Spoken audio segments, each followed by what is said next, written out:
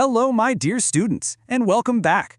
We're on a mission to make those tricky chapters super simple. Today, we're diving into a big one, the legislature. Let's get you all set to score full marks on this very important topic. So let's start with a simple question. We all see that huge, round Parliament building on TV, right?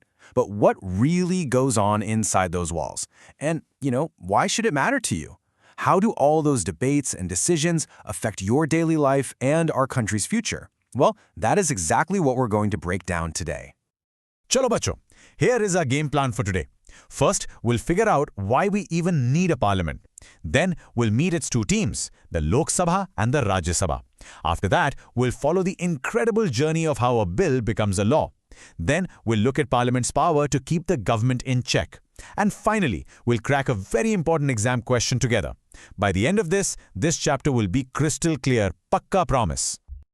Okay, let's dive right into our first topic. A lot of people see Parliament on the news and think it's just a place for politicians to argue and shout. But it is so much more than that. It is literally the heart of our democracy, and we're about to see exactly why. You see, it's not just some lawmaking factory. It's the center of our entire democratic process. It's a space for real debate, for discussion, representing every single person from Kashmir all the way to Kanyakumari. Without this open forum, having a real democracy in a country as huge and diverse as ours would be just impossible. So let's quickly go over the main jobs of Parliament. Number 1, it makes laws, which we'll get to in a bit. Number 2, and this is super important, it keeps the government in check. It also holds the nation's purse strings. The government can't spend a single rupee without its approval. It's also like a mirror, reflecting all the different people and opinions of India. And of course, it's the biggest stage for discussing all the important issues. All of these roles are absolutely vital. All right, now let's meet Parliament's two teams, the Lok Sabha and the Rajya Sabha. Now you might ask, why two? Well, think of it like a double-check system. Having two houses makes sure that every single decision is looked at very carefully, from different angles, before it becomes a law. Let's see what makes them different. So, our parliament is what's called bicameral. I know, it sounds like a big, scary word, but it's really simple. Just remember, bi means two, like in bicycle. So a bicameral legislature is just one with two houses, or chambers. This system is like a safety net. If one house tries to rush a decision, the other one is there to say, hey, hold on, let's review this again. For a country as big as India, this double check is absolutely essential. Okay, the Lok Sabha is truly the house of the people. Why? Because we, the citizens, we vote directly for its members every 5 years. The Rajya Sabha, on the other hand, is the Council of States. Its members are elected by the MLAs that we elect in our states, so it represents the interests of all the different states. And here's a key difference. The Lok Sabha has a 5-year term, but the Rajya Sabha is a permanent house that never completely dissolves. And what's really interesting is that this two-house system isn't just at the national level. As you can see on this map, 6 of our larger states also have two houses in their state legislatures. This just shows how effective this double-check system is for managing large, diverse populations, which is why it's so important for India as a whole. So now that we know who the players are, let's see how they do their most important job. Making laws. I mean, how does a simple idea turn into a rule that more than 1 billion people have to follow? It's a fascinating journey, so let's check it out. So every law, every single one, starts its life as a bill. A bill is nothing but a proposal, a rough draft for a new law. Remember, it's not a law yet. It's just an idea written on paper, waiting to go through a long and pretty tough process before it gets that final stamp of approval. Now here's a cool fact. Any member of parliament can introduce a bill. If a minister introduces it, we call it a government bill. If any other MP does it, it's called a private member's bill.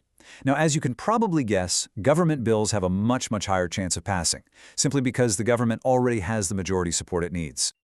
Okay, I know this looks a little complicated, but it's really simple. Let's follow the journey. First, a bill is introduced. Then, it's debated and discussed, and often sent to a special committee to study every detail. After that, the House votes. If it passes, it goes all the way to the other house, where the whole process is repeated. Only if both houses agree does it go to the president for the final signature. See, it's like a complex recipe. Every single step has to be perfect. And here it is, the final magical step, the president's signature, or what we call assent. This is the moment that officially transforms a bill into an act of parliament. That simple draft is now the law of the land, and it applies to every single one of us. Now for a really exciting part, Parliament's power to actually control the government itself. How does it keep the most powerful people in the country in check? This is maybe Parliament's most important job, making sure the government never forgets that it works for us, the people. To keep the government accountable, Parliament has some very powerful tools, almost like a superhero's gadgets. You have deliberation and discussion, where MPs can grill ministers during the famous question hour. You've got financial control, which we already talked about. And then you have the ultimate weapon, the Brahmastra, the no-confidence motion. This single tool can bring down the entire government. And remember this key point, bachcho. The Lok Sabha controls the purse. What does that mean? It means the government cannot spend even one single rupee of our tax money without the Lok Sabha saying, okay. This financial power is a huge check on the government, forcing it to be responsible for every paisa it spends. And here it is, that ultimate power, the no-confidence motion. If a majority of members in the Lok Sabha vote that they have lost confidence in the government, then the entire government from the Prime Minister down has to resign. It is literally game over. This ensures that a government can only survive as long as it has the support of the people's representatives. All right, it's that time. It's our exam score booster. Let's work through a question that comes up a lot in exams. This is going to help you structure your answer perfectly to get those full marks. So, pens and notebooks ready, everyone. So, here's the question. Why is the Lok Sabha more powerful than the Rajya Sabha when it comes to controlling the government? Just take a moment and think about it. Based on what we've discussed, what special powers does the Lok Sabha have? Okay, ready? Let's break down the perfect answer. Now to get full marks, here are your key points. Write these down. Point 1, the government is directly responsible only to the Lok Sabha. Point 2, the power to remove the government with a no-confidence motion rests only with the Lok Sabha. Point 3, when it comes to money, the Lok Sabha's decision is final. And point 4, it is more powerful because we the people elect its members directly. Got those 4 points? Great. This right here sums it all up. This is the golden rule of our parliamentary democracy. A government can only exist, it can only rule if it has the support, the confidence of the majority in the Lok Sabha. The second it loses that support, it loses its right to govern. Everything we talked about today is built on this one powerful idea. And that brings us to the end. I just want to leave you with this one final thought. You know, in a few years, you will have the power to vote, to choose the members of our parliament. So this chapter isn't just about scoring marks. It's about understanding the real power you hold as a citizen to shape our democracy. So think about it. That's all for today.